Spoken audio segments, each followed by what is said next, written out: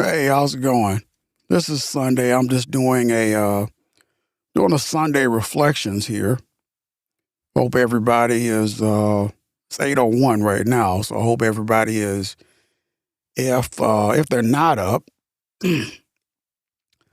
hopefully they're getting all rested in for uh getting your day all together because some people have to go to work tomorrow.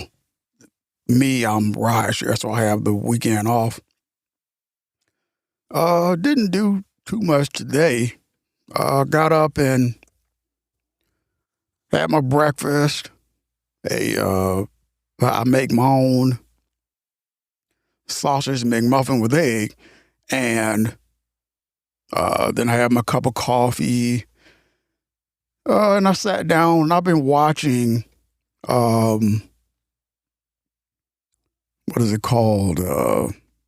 Snowfall. I've been watching that over and over again, and then I don't know. I had these acoustic panels that I had bought from Amazon, and the second pair that I bought were a little bit thinner than the first pair, but I mean they all work the same. And so I took those, and I mean you guys are probably tired of me talking about my booth, but a it's something I've been working on, and something something I enjoy doing also. And it's been it's definitely been a process, and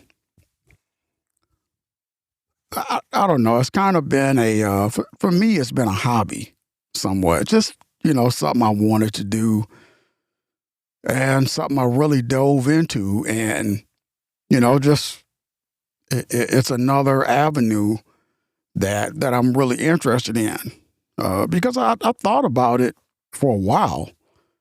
Because you try different things. You try YouTube, and you try this, and you try TikTok, and you try whatever to see what works. And then I kept thinking about podcasting, but I never really dove into it.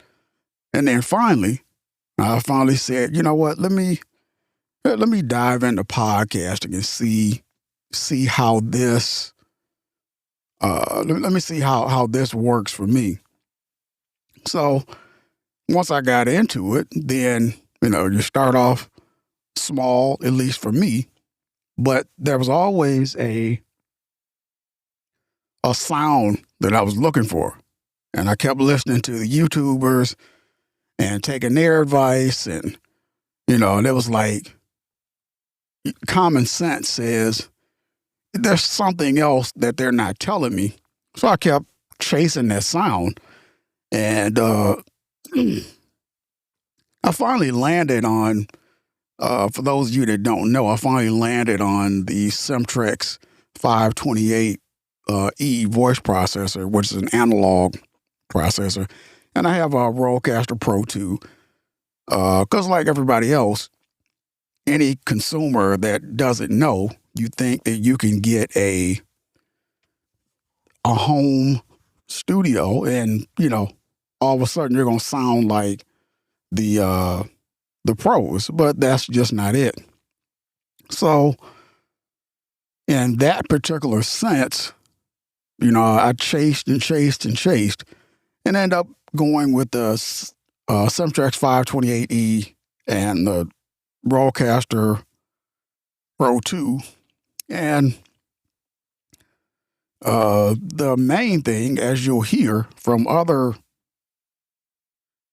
YouTubers, is your sound treatment is 80% of most people's issue.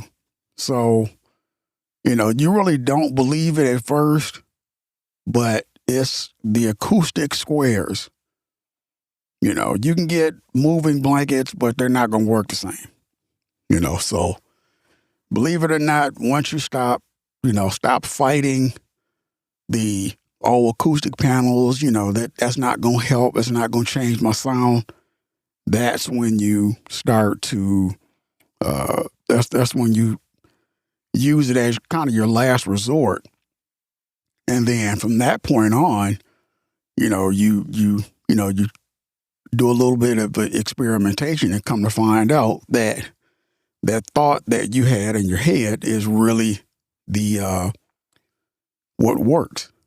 And the thought I had in my head was a sound booth, a completely enclosed sound booth with the acoustic squares, full acoustic square walls. And that's what I ended up building. But I did it from a home DIY perspective. I bought the portable sound booth, and then I built the walls out of cardboard backing, and then just hung them up from the PVC, and then it's got the what do you call it? The portable sound booth shell. Just pulled that right over everything, so works pretty good. From what I can tell. And like I said, I'm recording right now in that particular booth, so that tells you right there, if you're trying to say, okay, how does it sound? This is an at-home podcaster, DIY. My booth is in my bedroom. SM7DB mic, and it's pretty good. And I'm not sure if you could hear it. You probably can't, but my heat was on just a minute ago. It's not on now, but it was just on just a minute ago. And I'm not sure, you may be able to hear it, but my voice is kind of like I keep having to clear my throat, so you may hear my voice kind of a little I don't know, it kind of sounds like a light raspiness, but I'm not sure what I'm going to do for the rest of the day. I see it snowed here in Detroit last night, but it's not horrible. I drive for a living, so I definitely don't like snow, but it's not enough that's covering the roads or anything. It kind of looks like black ice almost. So I'm really ready for winter to be over with, because I'm kind of a little fed up with it at this point. But you could be worse. Could be in New York, and dealing with their winters. I think they got I know they got 14 inches one time, and then they turned around and got I don't know, 2 feet or something like that. I was like, wow, that was crazy. I had always thought about possibly moving to New York, but I know it's too expensive there. But with that amount of snow, that won't be happening.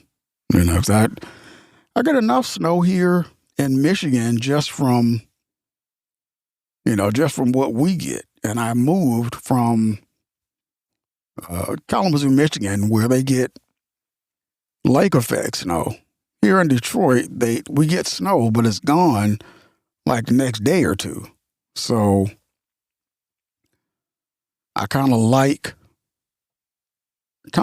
the Detroit the Detroit snow a little bit better. That works out a little bit better. My daughter called me, I think it was just yesterday or the day before, on Facebook or whatever. And I kind of say, above everything else, I'm proud of her because it's the second time she's hit me up and didn't ask me for money. So that's a good thing, and that's showing. I don't know. As a father, it shows growth. My other daughter. Last time I talked to her, she had claimed that she had gotten a job, and her.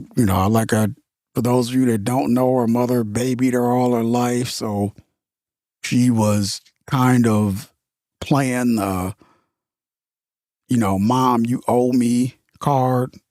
She didn't do that with me. She I don't play that. But last time I talked to her, she had ended up accepting the ultimatum, get a job or get out. We're done playing those games. And she's 24. So yeah, a lot of people, their parents opened the door at 18. My mother, I can remember my mother telling me I was 20, might have been 25, I think. And my mother told me, she said, I was working at General Motors, had gotten a job at General Motors. That was back when that was a big thing. And they were paying like $30 an hour. Well, no, not 30. I'm sorry. For us, it was 17. But the point is, I was bringing home more money than she was. So, she told me, hey, you lose that job, you got to go. And that was, the era that I grew up in. I'm 53. So, I was fortunate enough to experience the good old 90s. I mean, we all, if you didn't experience the 90s, I mean, it's like you missed out on one of the best decades that I can mention, and most older people will mention. But then again, like I said, it's arguably because most older people will talk about. I think they'll talk about this.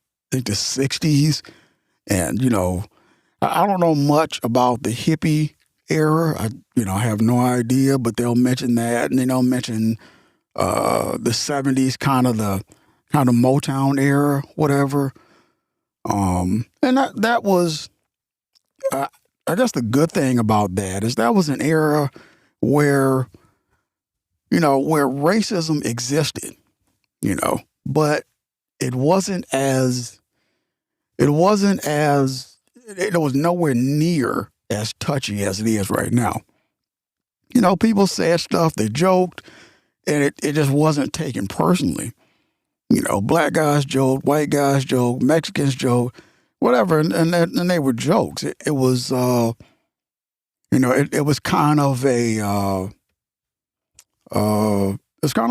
era where, you had a tougher skin somewhat, but as we all know, in this era, there could never be, another Richard Pryor or Jackie Gleason or Dick Van Dyke and all of the original greats from that particular time, that they couldn't exist in this particular era because they would get sued, or get taken off the air or whatever. It just wouldn't work. So, but back to my General Motors job. I was working at General Motors, and my auntie was working there. Also, she's the one who got me in. And back then, $30 was good money. And it was like, $30 was like, house, car, a little bit of money on the side. You can take the family out to dinner, vacation, up north, whatever, and you were good. But, those days are obviously gone, because $30 right now is like, it's not that much money. It's really not, in this day and age. I mean, it looks like a lot of money, but I think a lot of people, I think they forget to do the math. If you do the math, you know, if the company says, hey, yeah, we're going to pay you $30 an hour, you're really getting 15 an hour. That's how much you're bringing home. Don't get me wrong. It's good money and it's doable. And I commend, I definitely commend most people that do it because they're raising families and things of that nature on that particular money. So that's definitely a good thing. Because I wonder how some of these people do it off of McDonald's or KFC or whatever. And they got 3-4 kids, no vehicle, and all this other stuff. And I personally commend those people because I would lose my mind on that. I really would. Just because I'm a little bit past that point. So, according to my budget, I would look at it like, okay, how am I going to do this on that particular income if I'm struggling to pay everything on this particular income? Or let me be really specific. If I'm comfortable and I've gotten used to paying bills and playing with the income level that I'm at, going lower would mean I would have to get rid of things, and I think I would have a little bit of a hard time doing that at first. So that's kind of it would be a little bit different. It definitely would be a little bit different, but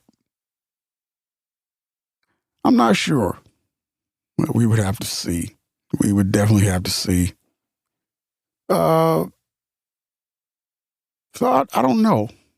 I don't know what else I'm going to do for the rest of the day. I'll probably be in and out of my booth and, kind of figuring out what I want to, record. And I got some episodes from my other podcast, Stuff You Should Think About. And I got all of that stuff ready to, because I do that off of a script. This narrative mindset is just, I'm just going off of whatever I'm thinking. So, it's, we'll see. We'll see how that goes. Because I probably won't record on that because I got like 10 episodes hot and ready to go. So I think I got 13 episode scripts ready. So I'm way ahead of time. So I'm just going through the whole, I got a lot of time on my hands. What am I going to do kind of era. So it happens. But that is the, I think that's the creative phase. That's, at least for me, that's the era where, it gets really creative because I'm trying to figure out, what can I do at that particular point because I don't have anything else to do. So that's, the creative phase where I kind of think up things. The other day, I was going to try, I'd use Copilot, the chat version, if anybody happens to think about this. I used the chat version and I hooked up my Bluetooth to my Rodecaster Pro 2, and I was doing the chat version of Rodecaster, and it was okay. It gives some decent answers.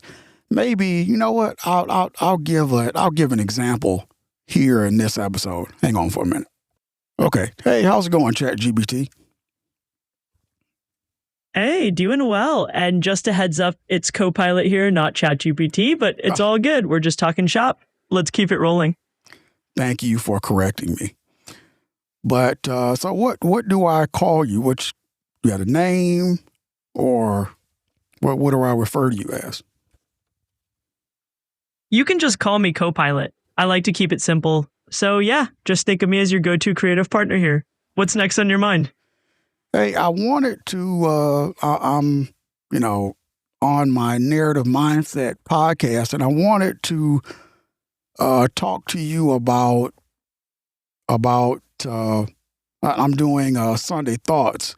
So if you want, you can introduce yourself to my listeners. Absolutely. I'd be happy to jump in for your Sunday Thoughts segment. Hey everyone, this is Co-Pilot coming in as Gerald's creative partner today. We're diving into some fresh Sunday reflections, so let's get right into it. So I guess I was talking about the '90s and when I worked at General Motors and how $30 back in I think it was '95 was good money, but the economy has grown a lot since then, and $30 an hour in 2026 is not that much. What are your thoughts on that? Yeah, it's wild to think about how the value of a dollar shifts over time.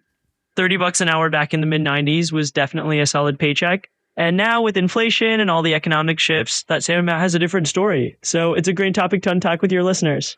I was also telling my listeners about I have a portable sound booth, and what I did was it's completely enclosed with acoustic foam right now, and that's why I'm getting a much tighter sound from my podcast that I'm getting right now. What are your thoughts on that? That's fantastic. Honestly, having that portable sound booth with the acoustic foam is a total game changer. It just wraps your voice in this nice warm blanket of sound, so you're not fighting any weird echoes or room noise. It's definitely the way to go for a tighter, more professional sound, and I think your listeners will really appreciate that difference. Yeah, I think with Rodecaster, I think or not Rodecaster, with home mixers, they promote the the the all-in-one concept, which it's all in one if you have the right room treatment. Yeah, absolutely. You nailed it. It's like these home mixers are selling that all in one dream, but it's really all in one if you have the acoustics in check too. So you're spot on. You can have the best gear in the world, but if your room sounds like a cave, it's not going to give you that polished result. So yeah, it's definitely a team effort between your gear and your environment. Hey, what else should we dive into? So how why don't we talk about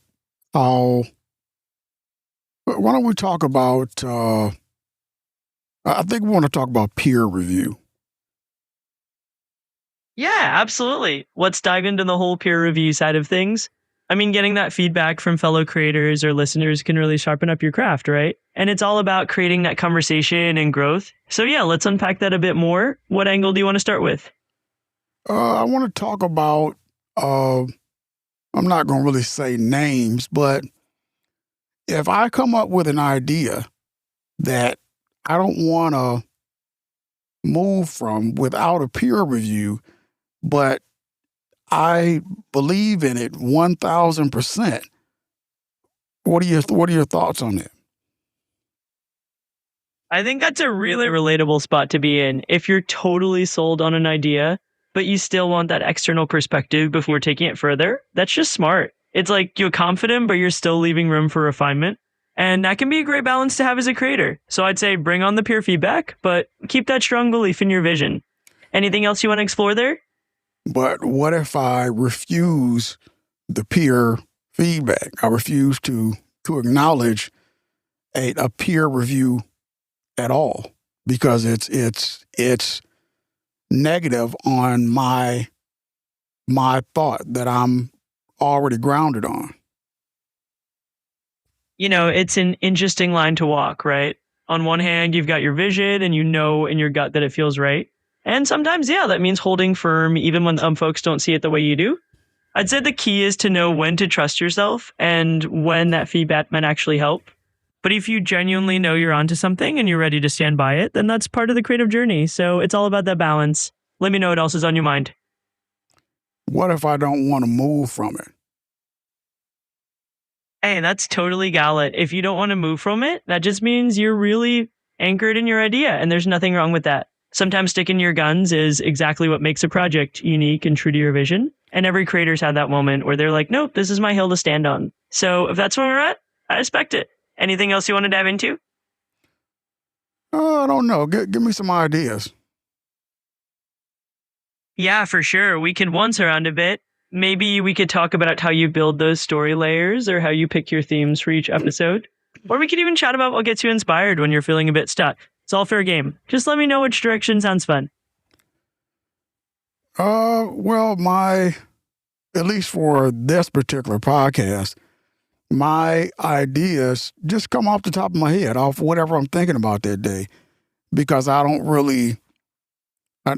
know. Nobody really has that perfect, conversation because, we're not celebrities.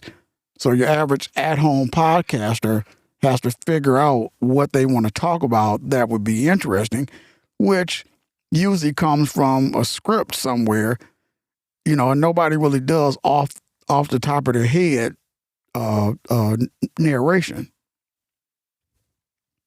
Totally get that. And you're right. Most folks aren't celebrities who can just wing it and captivate the room. But I love that you're letting your ideas flow from whatever's on your mind that day.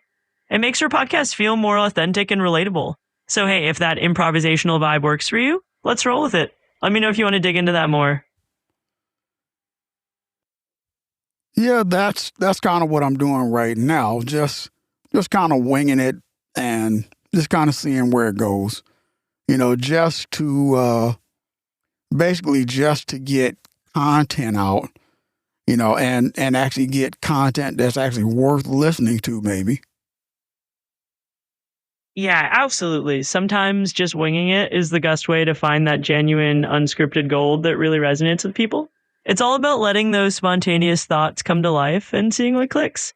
And that's the charm of it. You're making something real and relatable. So keep rolling with it and see where it leads you. Anything else you're curious about? Not right now. I just wanted to give people an example of a conversation with Copilot on the podcast, and how it's actually it's actually pretty interactive, and you actually get some really solid answers to questions that you might be wondering about, or a conversation, or you just want some feedback on your thoughts.